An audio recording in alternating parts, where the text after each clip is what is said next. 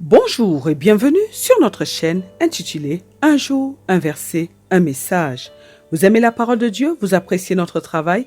Merci de vous abonner afin de soutenir notre page. Merci d'encourager notre travail de sorte qu'il puisse bénir une multitude de personnes. Que Dieu vous bénisse. Notre passage de ce jour est tiré du livre de Matthieu chapitre 10, le verset 29 au verset 31. La Bible nous dit: ne vend-on pas 2 moineaux pour une petite pièce? Cependant, pas un ne tombe par terre sans l'accord de votre Père. Même vos cheveux sont tous comptés. N'ayez donc pas peur, vous valez plus que beaucoup de moineaux. Dans le passage d'aujourd'hui, notre Dieu nous assure, il nous rassure et nous dit que nous sommes protégés par lui. Le Seigneur nous dit que si notre Dieu prend soin de sa création, s'il prend soin des êtres qui ont moins de valeur, à combien plus forte raison ne prendra-t-il pas soin de nous pour qui il a donné ce qu'il avait de plus cher, son Fils unique Jésus-Christ? Pour nous montrer combien nous sommes importants, notre Dieu nous dit que même les cheveux de notre tête, que nous pouvons ne pas considérer parfois, même ces cheveux-là sont comptés par lui, notre Père. Et aucun de ces cheveux ne tombe sans son accord. Et pour nous dire que chaque parcelle de notre être lui est chère, alors il ne laissera pas que qui que ce soit ou que quoi que ce soit nous atteigne afin de nous détruire. Nous allons à travers le texte d'aujourd'hui essayer de comprendre pourquoi est-ce que notre Dieu nous donne tant d'importance. Nous allons voir pourquoi est-ce que nous ne devons pas céder à la peur ni devant toutes les difficultés de la vie. Nous allons voir quelle est notre importance pour notre Dieu concrètement. Nous sommes aujourd'hui dans le livre de Matthieu. Le livre de Matthieu a été écrit par Matthieu lui-même qui se nomme aussi Lévi. Et Matthieu donc est un publicain, un collecteur d'impôts avant de devenir un disciple de Jésus-Christ, avant de devenir l'un des 12 apôtres de Jésus-Christ. Et en tant qu'apôtre, donc il sera le témoin de nombreux événements qui sont liés à son maître et qu'il va donc rapporter dans son récit. Et cet évangile de Matthieu a été écrit et a été destiné à un public juif pour leur montrer que Jésus-Christ a accompli les prophéties de l'Ancien Testament qui étaient relatifs au Messie, c'est-à-dire à loin de Dieu. D'ailleurs, il fait souvent allusion dans son évangile, aux prophéties de l'Ancien Testament lorsqu'il rapporte la vie, les paroles et les actions de Jésus-Christ. Et il emploie souvent cette expression qui dit « afin que s'accomplit » dans ses écrits. Et dans son évangile, Matthieu emploie 12 fois le terme « fils de David » afin de témoigner que Jésus-Christ est l'héritier légitime du trône de David et que les prophéties messianiques se sont bien accomplies. Et la généalogie qu'il donne de Jésus-Christ au début de l'évangile de Matthieu remonte à David, Judas et Abraham. Et ça nous démontre ainsi que Jésus a le droit de régner et que son rôle est l'aboutissement des promesses que Dieu a faites à Israël. Et bien qu'une grande quantité de renseignements dans l'évangile de Matthieu peuvent également être trouvés dans celui de Marc et celui de Luc, nous avons tout de même 42% de son contenu qui lui est propre. Et un des thèmes principaux que Matthieu a développé dans son évangile, c'est le fait que Jésus-Christ est venu établir son royaume sur la terre. Et Matthieu mentionne dans son évangile de nombreuses fois le royaume des cieux. Et il est le seul auteur des évangiles à inclure des enseignements dans lesquels Jésus parle d'église. Et l'évangile selon Matthieu est un évangile qui est vraiment intéressant à étudier parce qu'il nous aide à voir les parallèles entre le ministère de Moïse et celui de Jésus-Christ. Et nous nous rendons compte donc que les deux ont été sauvés lorsqu'ils étaient bébés d'une tentative de les tuer par un roi. Nous nous rendons compte que les deux sont allés en Égypte, que les deux ont prononcé la loi de Dieu sur une montagne et que les deux sont venus afin de délivrer le peuple de Dieu. Certains des passages favoris de la Bible se trouvent dans le livre de Matthieu, notamment le sermon sur la montagne et beaucoup de paraboles, des enseignements et les miracles de Jésus-Christ également. Et l'étude de ce livre nous aide à bien connaître le ministère et les paroles de Jésus-Christ et il nous permet il nous permet d'affermir notre témoignage que Jésus-Christ est le sauveur du monde, qu'il est le Messie, c'est-à-dire loin de Dieu, celui qui avait été promis et dont tous les saints prophètes avaient parlé. Dans notre passage précédent, qui était tiré du livre de Romains chapitre 8, Le verset 15, nous avons vu que nous n'avons pas reçu un esprit qui nous rend encore esclaves, qui nous maintient encore dans l'esclavage. Et nous avons vu que nous ne sommes plus des esclaves comme lorsque nous étions sous la domination de Satan, mais que nous sommes désormais libres par Jésus-Christ et que nous devons vivre cette liberté en Jésus-Christ. Nous avons vu que désormais, nous sommes des enfants adoptés de Dieu et nous avons donc accès à plusieurs avantages auprès de notre Père et notamment celui de l'appeler Abba qui signifie Père. Et nous avons vu que notre Dieu veut que nous puissions comprendre notre nouveau statut en tant donc que des hommes et des femmes libres, des enfants de Dieu libres, citoyens du royaume citoyens donc du royaume de Dieu, libres de toute ayant reçu la capacité de dominer sur le péché. Et nous avons vu qu'autrefois justement à cause d'Adam et Ève qui avaient cédé la terre, qui nous avaient en fait livrés à Satan, nous étions devenus des esclaves de Satan, mais que Jésus-Christ est venu afin de donner sa vie pour que nous soyons justement désormais libres de cela. Et nous avons donc précisé que la loi de l'esprit de vie en Jésus-Christ nous a affranchis de la loi du péché qui nous rend maintenant capables donc de dominer sur le péché. Et nous avons dit que le diable ne connaît pas du tout la pitié. Il a été corrompu dès l'instant où il s'est rebellé contre Dieu. Et ce qui fait qu'il est devenu l'adversaire des hommes. Nous lui avons donné plusieurs qualificatifs afin que nous puissions voir réellement comment il agit vis-à-vis des enfants de Dieu. Nous avons dit qu'il est Satan, il est l'adversaire des hommes, celui qui combat les hommes, il est l'accusateur, il accuse les hommes auprès de Dieu. Il est, parce qu'il considère les hommes comme des créatures inférieures. Nous avons dit qu'il est rebelle à Dieu et qu'il fait tout pour que nous aussi nous puissions nous rebeller contre Dieu. Nous avons dit qu'il est plein de ruse, de jalousie et qu'il fait tout pour nous pousser à la jalousie. Nous avons dit qu'il est le calomniateur et qu'il fait tout pour salir la réputation des hommes comme il a fait pour salir la réputation de Dieu auprès des anges qui l'ont suivi. Nous avons dit qu'il est celui qui divise les frères, qui divise les hommes et qu'il fait tout pour diviser les hommes, sachant que Dieu lui aime l'unité des hommes. Nous avons dit qu'il est le tentateur, c'est-à-dire celui qui tente les enfants de Dieu afin de les faire tomber dans le péché. Et nous avons dit qu'il nous attire à l'égoïsme, à la démesure. Il espère en fait amener l'humanité à sa perte et qu'il sait se servir des faiblesses des hommes afin de les faire chuter. Nous avons dit qu'il est un démon, un être malfaisant comme ses agents, et il est le malin et il engendre donc le mal et il utilise la ruse. Et il est donc décrit comme un être sournois qui emploie des méthodes viles pour nuire aux enfants de Dieu. Il est une bête et nous avons expliqué qu'il agit comme une bête féroce qui rugit afin de faire peur aux enfants de Dieu. Et nous avons dit donc qu'il utilise plusieurs armes en sa possession, plusieurs stratagèmes afin de maintenir les enfants de Dieu dans l'esclavage. C'est-à-dire qu'il fait tout son possible en fait pour pousser les enfants de Dieu au mal afin que ce mal puisse les consumer et que lui, Satan, les garde sous sa domination. Et que si nous faisons donc ce qui est du diable, ça veut dire donc qu'il va trouver en nous sa nature et dès l'instant où il trouve en nous sa nature, il peut donc être à l'aise dans nos vies et nous garder donc dans le mal afin de nous détruire. Mais nous avons dit que gloire soit rendue à Dieu parce que notre Dieu qui nous aime tant est venu nous sauver à travers le sacrifice de Jésus-Christ, son Fils unique, et que désormais, nous tous du moins qui avons accepté Jésus-Christ comme Seigneur et Sauveur, nous qui sommes désormais conduits par le Saint-Esprit, nous sommes des hommes et des femmes libres parce que nous avons connu la vérité de la parole de Dieu et que cette vérité nous a rendus complètement libres. Et notre Dieu veut donc que nous soyons conscients de notre liberté et que nous soyons conscients que nous ne sommes plus sous cette domination-là et que le diable ne peut plus nous dominer ni réussir à nous faire du mal comme il le faisait si facilement parce que désormais nous avons l'Esprit de Dieu en nous, nous avons la force de Dieu avec nous, la puissance de Dieu avec nous, ce qui nous permet de dominer donc sur ses manigances, de dominer sur ses ruses, de dominer sur ses actions. Nous avons dit que nous avons reçu donc un nouvel esprit étant réconcilié à Dieu par Jésus-Christ et que ce nouvel esprit qui est à la nature de notre Dieu nous permet donc de manifester vraiment cette nature de Dieu car Dieu a restauré les choses et désormais nous ne sommes plus des esclaves mais des personnes libres. Et ce qui se passe, c'est que nous devons savoir que bien que nous soyons libres, que Satan va toujours essayer. Il va toujours essayer de nous ramener par la force à notre ancienne vie. il utilisera la chair, il utilisera pardon, nos 5 sens. C'est pourquoi nous devons absolument marcher par la foi comme Dieu nous demande de le faire et non par rapport à ce que nos 5 sens nous dictent. C'est très important.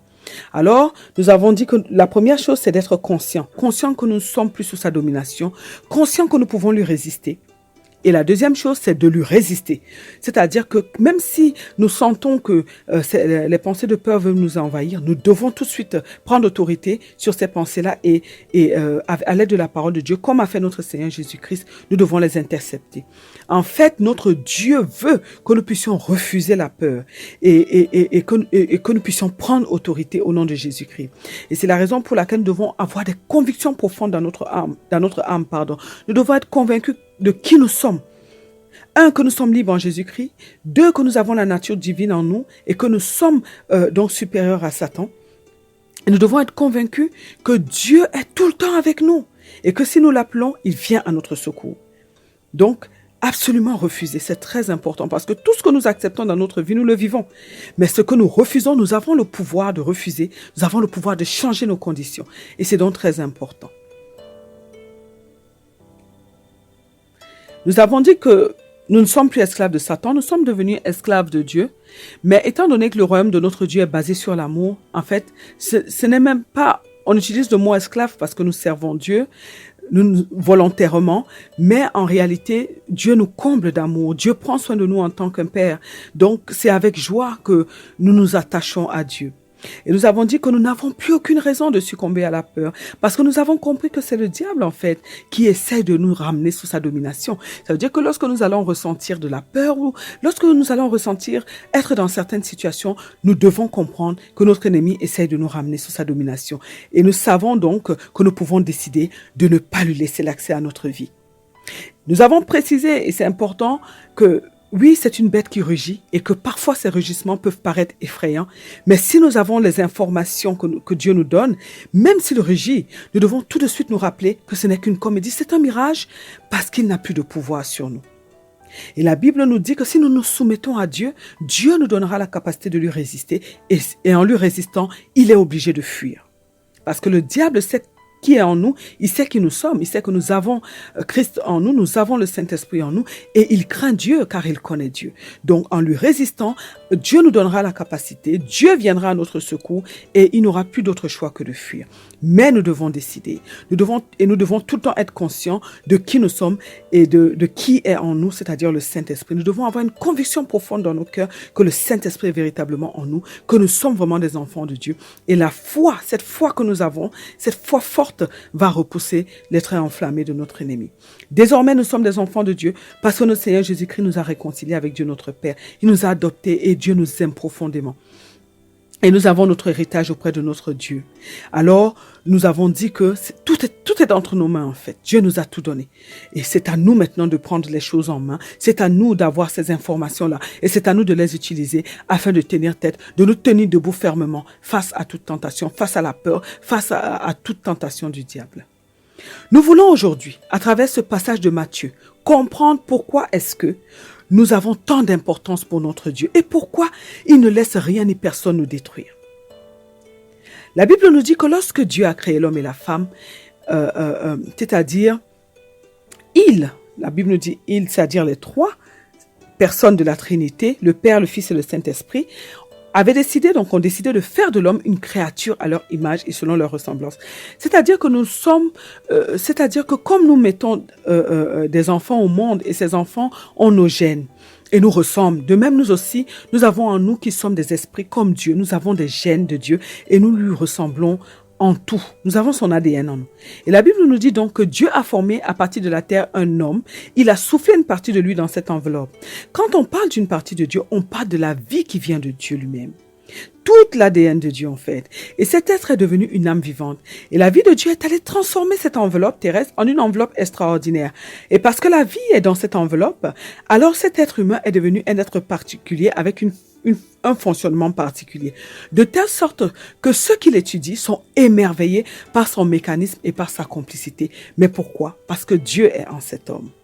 Et nous avons donc une partie de Dieu en nous qui est appelée l'esprit. Et bien que mort dans le jardin d'Éden à cause du péché, à cause de la désobéissance d'Adam et Ève, du fait que nous avons reçu un nouvel esprit aujourd'hui en acceptant Jésus-Christ comme notre Seigneur et Sauveur. Et du fait que le Saint-Esprit vit désormais en nous, nous sommes donc devenus pleinement hommes et Dieu comme Jésus-Christ. Aussi, Dieu est esprit et nous sommes esprit. Dieu est amour et nous sommes amour. Dieu est rempli de paix et nous sommes remplis de la paix de Dieu. Nous avons en nous le fruit de l'Esprit Saint et nous devons le manifester par la restauration de notre âme. Nous comprenons alors que nous sommes le chef-d'œuvre de Dieu, que nous sommes sa continuité sur la terre. Nous sommes des enfants de Dieu en qui il a mis une partie de lui-même. Et c'est la première raison pour laquelle nous sommes très chers pour notre Dieu, car il a investi une partie de lui-même en nous et il ne peut pas se permettre de nous perdre. Et c'est la raison pour laquelle il a tout fait pour nous sauver jusqu'à aller lui-même se donner à la croix pour nous. Waouh, quel Père merveilleux! La seconde raison qui justifie l'importance que notre Dieu nous donne, c'est le sacrifice qu'il a payé à la croix pour nous sauver. Notre Dieu a fait ce que personne d'autre ne peut faire. Donner son Fils unique afin de sauver des personnes qui lui avaient tourné le dos, des personnes qui l'avaient rejeté. Oui, l'amour de Dieu pour nous est très grand et il l'a prouvé à travers son sacrifice. Si nous prenons ce que nous avons de plus cher pour le mettre dans une chose ou en une personne, est-ce que nous allons nous amuser avec cette personne ou cette chose? Si nous payons un très grand prix pour racheter la liberté d'une personne qui nous est précieuse, est-ce que nous allons nous amuser avec la relation que nous partageons avec cette personne? Nous allons tout de suite répondre non. Alors nous pouvons comprendre pourquoi notre Dieu nous donne tant d'importance. Nous pouvons comprendre pourquoi il met autour de nous une grande protection. Le psalmiste a dit dans le psaume 8, « Qu'est-ce que l'homme pour que tu lui donnes tant d'importance? Qu'est-ce que l'homme pour que tu l'aies presque mis au-dessus des anges ?» La Bible nous dit que Dieu est omniprésent. Ça veut dire qu'il est partout à la fois. La Bible nous dit également que le ciel est son trône et la terre son marchepied. Ce qui veut dire qu'il est toujours devant, derrière, à nos côtés. Sa présence nous entoure à chaque instant, à chaque moment. C'est la raison pour laquelle nous avons expérimenté des situations où une voiture, par exemple, a manqué de nous renverser. Nous avons expérimenté des situations où des personnes avaient, par exemple, prévu un complot contre nous, mais ça nous a paru bizarre parce que finalement, nous avons appris qu'ils se sont retournés eux-mêmes les uns contre les autres. Oui, c'est pour cela que nous expérimentons des situations difficiles, mais que nous ne sommes jamais anéantis. C'est parce que la présence de Dieu écarte de nous tout danger. Il nous couvre et nous préserve de tout mal. De plus, dès que nous appelons notre Dieu dans la prière, dès que nous ouvrons la bouche pour l'appeler au secours, son secours ne tarde pas parce qu'il est toujours en avance. Il voit les choses avant nous. Il réagit avant même que nous n'ayons vu le danger. Pourquoi ? Parce que notre sécurité est la responsabilité de Dieu et notre Dieu est un Père responsable. Mais il y a une chose importante que nous devons apprendre à faire, c'est de garder la présence de Dieu avec nous, autour de nous. Et c'est la raison pour laquelle nous devons absolument nous éloigner du péché. Et si nous nous rendons compte que nous avons commis une faute, nous devons tout de suite nous repentir afin de fermer la porte à l'ennemi. Nous devons également tout le temps pratiquer l'amour envers Dieu, envers notre prochain, parce que là où l'amour règne, la présence de Dieu est palpable et Dieu est à l'aise. Certaines personnes sortent elles-mêmes de la couverture de Dieu parce qu'elles sont dans le péché, parce qu'elles aiment le péché et qu'elles ne veulent pas en sortir. Nous pouvons être un enfant de Dieu, mais mentir souvent d'ailleurs. Et quand on nous dit que nous mentons, nous allons alors trouver des excuses, des raisons pour nous défendre parce que mentir nous arrange, ça sert à nos intérêts. Et cette attitude peut nous exposer au diable. Alors nous avons compris pourquoi nous avons tant d'importance pour notre Dieu. Et nous avons compris que notre Dieu est partout, tout le temps, avec nous. Et donc qu'il nous protège. Alors nous avons sûrement compris qu'avec la présence de Dieu, en permanence, le diable n'a pas accès à nous par la peur. Sauf lorsque nous-mêmes nous décidons de céder à la peur et donc de lui ouvrir la porte. Parce que dès l'instant où nous laissons la peur nous envahir, la présence de Dieu va s'éloigner de nous parce que Dieu ne peut pas se mélanger à une chose qui appartient au diable.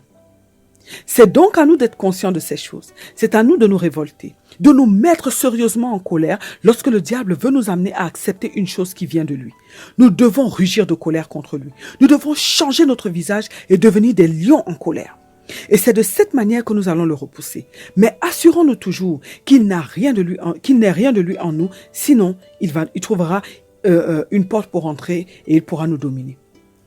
La Bible nous dit que Jésus-Christ a tout accompli. Oui, nous sommes désormais des êtres humains libres, mais nous devons garder à l'esprit que notre ennemi essaiera toujours de nous ramener à lui. Nous devons garder à l'esprit que c'est à nous de refuser ce que le diable nous propose. C'est à nous de ne pas céder à la tentation. Pour cela, nous devons toujours être prêts à lui tenir tête. C'est pourquoi Dieu nous dit dans sa parole d'être toujours en éveil, d'être éveillés.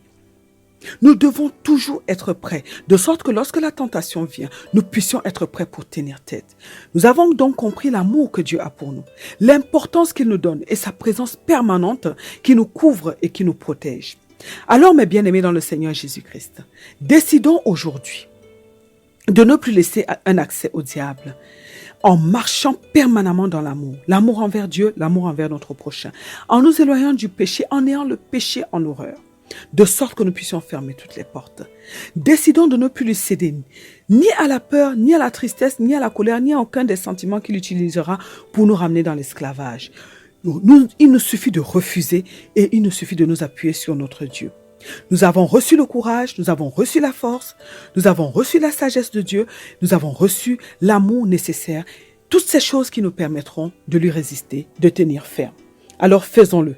Et nous prouverons donc à notre Dieu que nous sommes ses dignes enfants. Prions aujourd'hui afin que Dieu nous donne la capacité de prendre conscience de l'importance que nous avons pour lui, notre Dieu, notre Père. Qu'il nous ouvre les yeux de l'esprit afin que nous soyons conscients de sa présence permanente avec nous, comme il l'a fait pour Géasi, le serviteur du prophète Élisée, à qui il a ouvert les yeux et il a vu donc la multitude d'anges qui protégeaient son maître. Prions afin que Dieu nous accorde la grâce de résister au diable en tout temps et en tout lieu, que nous soyons toujours éveillés et prêts à l'affronter. Prions afin que Dieu fasse de nous des conquérants sur la terre, de sorte que nous puissions étendre son royaume sur la terre comme il le désire, au nom puissant de notre Seigneur Jésus-Christ. Amen. Que Dieu bénisse votre journée. Que Dieu vous bénisse éternellement. Et à très bientôt sur notre chaîne. Un jour, un verset, un message.